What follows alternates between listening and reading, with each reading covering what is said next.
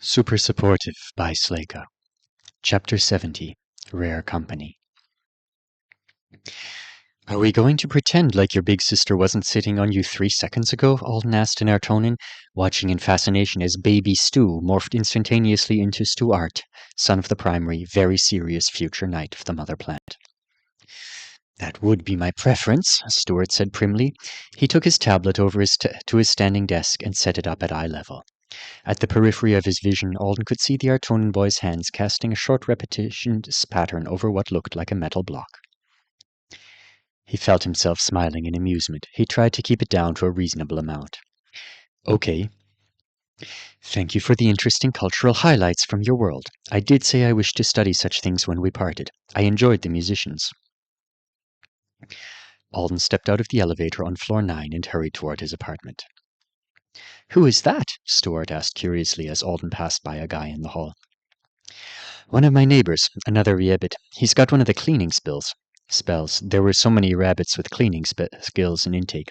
Alden hadn't even begun to memorize them all. I think his name is Paolo? He must have been right, because Paolo looked back at him. Alden gave him a wave and hustled to his door. It opened as he approached, and he slipped inside, sliding a finger over the line on the wall panel that would mark his apartment as the Do Not Disturb on other residents' interfaces. Do you live with many other avowed? I do now. On an Isidora? Yes. Alden grabbed a towel out of the bathroom and wiped sweat off his face. It is unusual that so many humans do that, Stuart mused. Avowed form communities on other resource worlds, but you've concentrated such a significant percent of your population on a single island. Is it purely communal, or for some other reason? Officially, it's for the safety and security of regular people. I guess it makes it easier to separate us into convenient halves, too. Good avowed stay on the island and follow the rules. Bad avowed run amok, and everyone worries they're trying to take over the world. It's very premature for them to be concerned about that. A furrow appeared between his brows. Human avowed aren't nearly powerful enough for the Grand Senate to consider any requests you might make for an authorized takeover and power restructuring. That's taken other resource worlds a few centuries in the past, and the percent of avowed among your population is extremely small. Really, man? I wanted to talk about pandas, thought Alden, grabbing a glass from one of the kitchen cabinets and filling it with water. Apparently, Stuart liked his culture chat more serious. What's an authorized takeover? They don't let avowed take leadership of your home planets without oversight. It's almost always disallowed by the original contract. So new negotiations have to take place and adjustments have to be made. And even when it isn't forbidden, the intervention point is stricter than for other forms of civil warfare. The 1963 agreement allowed humans to self-govern in most matters.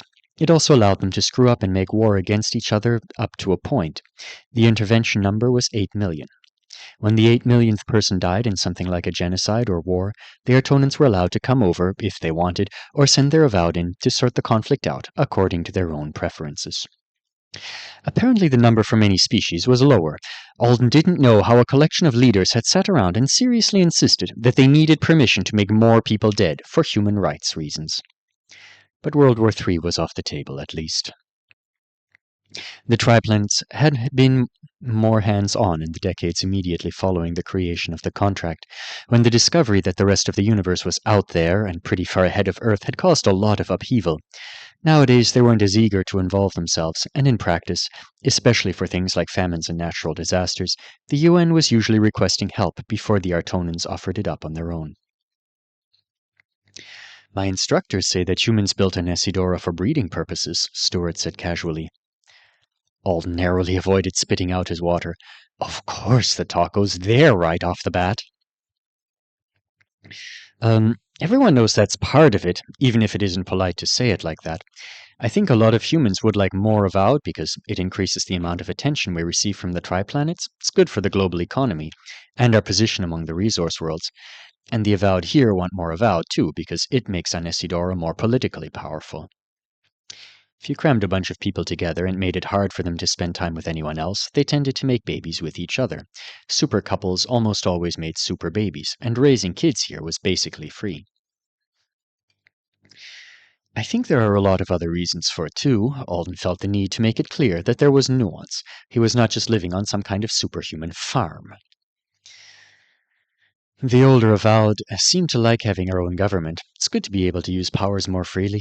I think I'll probably value being surrounded by people in a similar situation when I get used to it. There is a unique culture here, and it's beneficial in plenty of ways. I'm still getting used to it, but it's not only whatever your instructors said.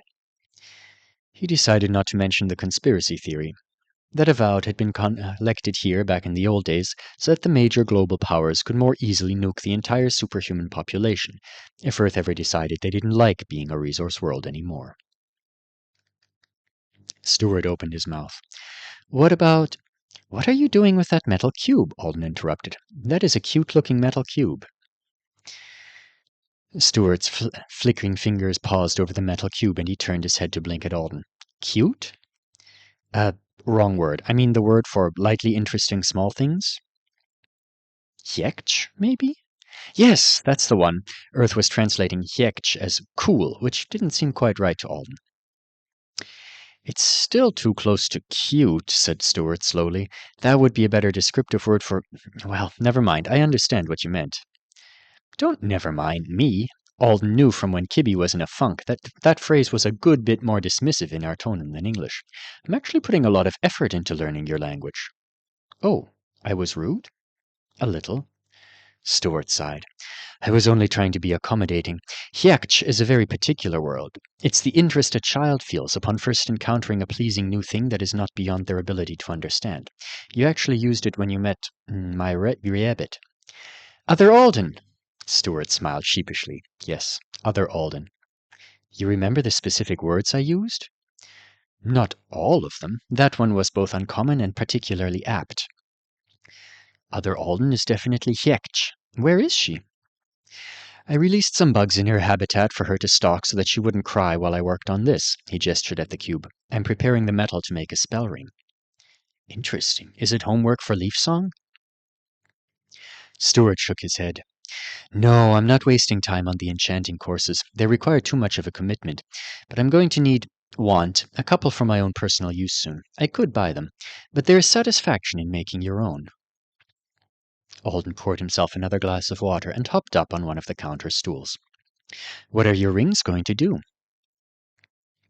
Assuming I don't fail to properly craft and enforce the enchantment, this one is going to warm my hands when the temperature drops. I'm making another for small object levitation. Look what mine does, said Alden, releasing the water glass and letting it stick to his palm before he wrapped his fingers back around it. Stewart raised his eyebrows. That's an intriguing one. I think so. It'll even hold my body weight, only for half a human second. Did Master Rodin give you that?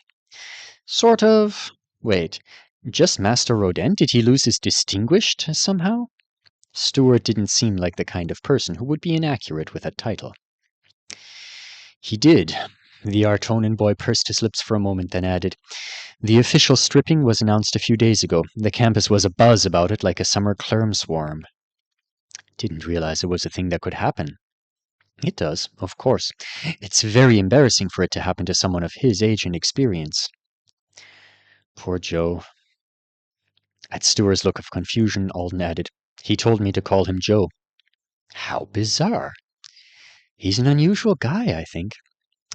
He's infamous, for multiple reasons, but extremely talented. His summoning rights have been completely revoked now. I have labs next week. If he even shows up, I can't imagine what the atmosphere will be like. It was something else to have access to wizard gossip. Alden hadn't expected that from this call. I bet he shows up and acts like nothing at all happened, Alden said, and he uses just as many horrific swear words as usual and treats you all like morons. Stewart looked amused. Do you think so? I do. Call me and tell me if I'm wrong. About that, said the Artonan boy, I don't think you realize this, but I'm not allowed to just call you, even if you contact me first. Alden blinked. You aren't? I haven't earned the right to summon avowed. Wizards my age don't usually gain provisional summoning rights for another 4 years, if they get them at all, and then they're monitored. But you can't even talk to me socially? I actually had to look up the relevant laws to check when I received your message. It hadn't been covered in school, so I was surprised when the system indicated I would have to submit a formal request before replying to you, and that our conversation would be subject to mentor oversight. He sighed. It's not as though I would have trouble getting approval for it, but I prefer not to give people reason to gossip. Sorry, I didn't mean to cause you problems. You haven't, Stuart said quickly. Please keep sending me messages. I mean, if you want to, you don't have to, but you can contact me, apparently.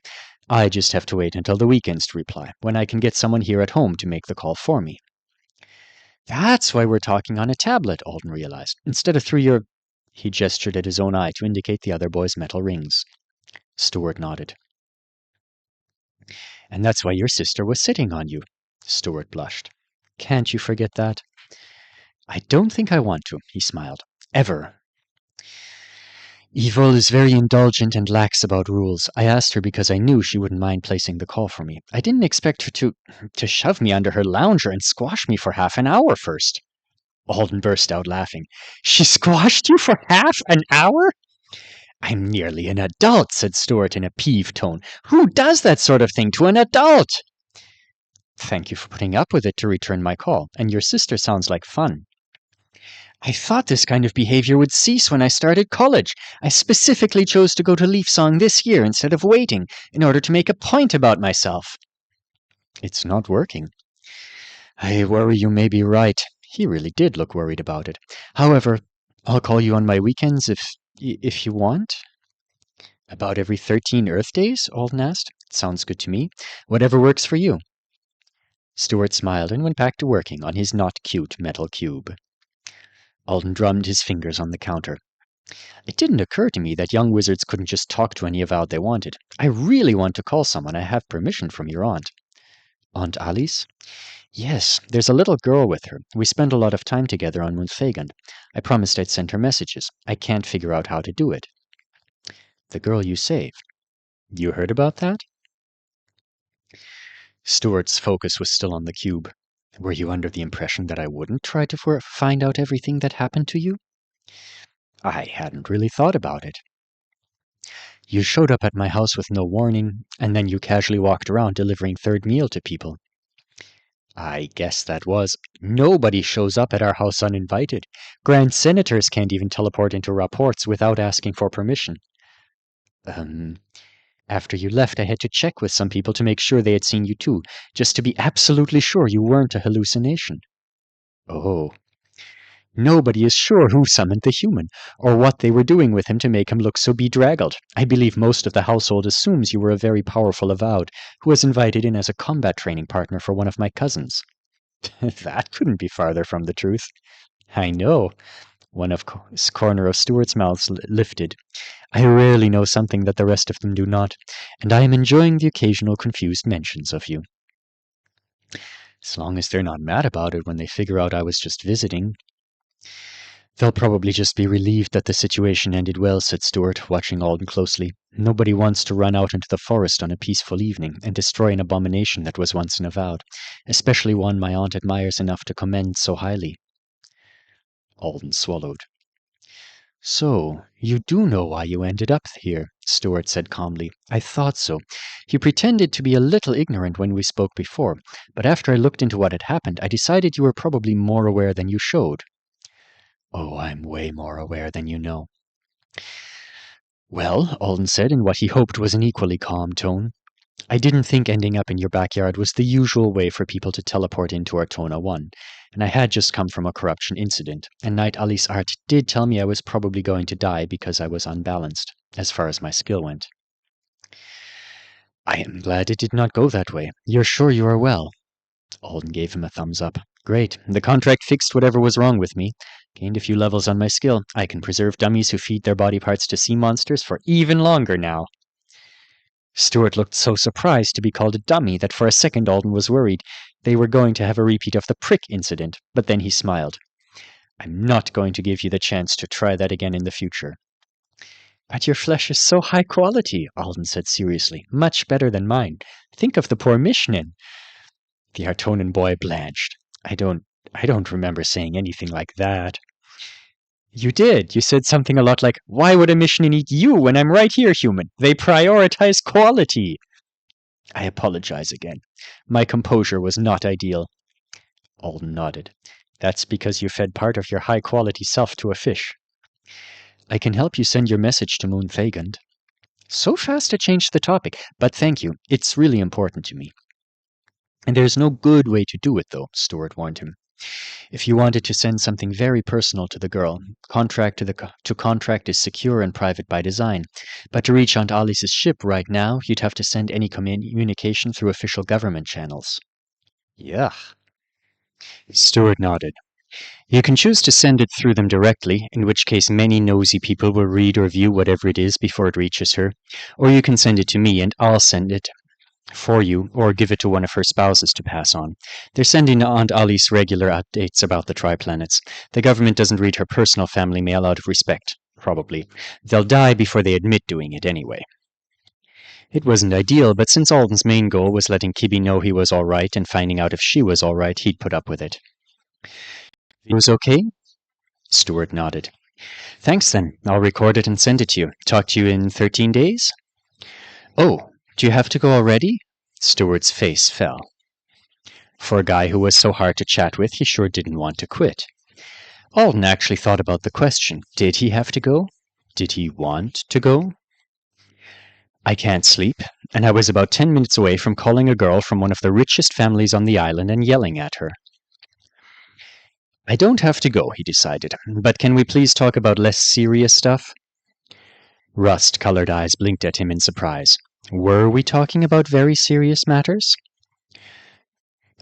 So far we've discussed politics, the eventual overturning of the world order on my planet, me nearly becoming an abomination and being hunted by your family, and whether or not humanity is breeding avowed. Stuart looked confused. Alden raised an eyebrow at him. It's heavy, he said. My only other Artonan friend is a young child, so maybe casual conversation between people around our age is supposed to be more intellectual or something. It's not. Stuart's eyes shifted away from the tablet. I've been having trouble enjoying interactions with my peers at school. I want to respect and care for them. When we speak about matters that are personal to me, it makes everyone very uncomfortable. And when we speak more lightly, there is so little common ground that I have nothing to say. So I've been steering conversations toward academic matters or subjects of personal interest to them. His fingers paused to dance over the metal cube. I didn't mean to do the same when talking to you. I was happy you reached out. I thought maybe you were only being polite when you said you wouldn't mind visiting again. Alden considered all of that for a while. It sounds like you're working really hard, he said finally, and overthinking. You don't have to do that. You can just relax, you know? Stuart snorted. Can I? Yes, please. And I'll give it a try too. What's the worst that could happen? The Artonan's boy's face said he was imagining several terrible things. I mean, you're not going to have someone execute me if I accidentally offend you, right? I couldn't, and even if I could, suggesting that I would is offensive. Alden shrugged. Then I'm going to relax and talk about normal shit. Shit? I'm going to mix some English in too, because that's more relaxed. I'll be speaking Artonglish for the rest of the night. Englonen. Words. All right. Alden slid off the stool and went to flop down on the sofa. You would not believe how weird orbital stonechild sounds to an Earthling. I said it in front of 100 other people recently when I was trying to introduce myself. The contract totally translated it literally to make fun of me. I don't think the Earth contract would do that. Have you met it? Obviously not. It's less of a dick than Artona 3, but still. Artona 3 can be a little stiff. You noticed it too. It's not just avowed then. I'm living there most of the time. I use it for communicating and classes. With your eye ring things. By the way, I've always wanted to ask, do those hurt? They're implants. I can't even feel them. Artona 3 was so snooty. It wouldn't translate any of Rodin's swear words for me. There was no reason for that, and he uses so many of them when he's talking to you guys. I just had to guess what they all were. If you weren't exceedingly creative with your guesses, then you were probably wrong, Stuart muttered. He never swore at me, though. Made me feel left out. He never swears at me, either. Does anyone? My siblings, my cousins, you. So, only cool people. You are putting yourself in rare company there.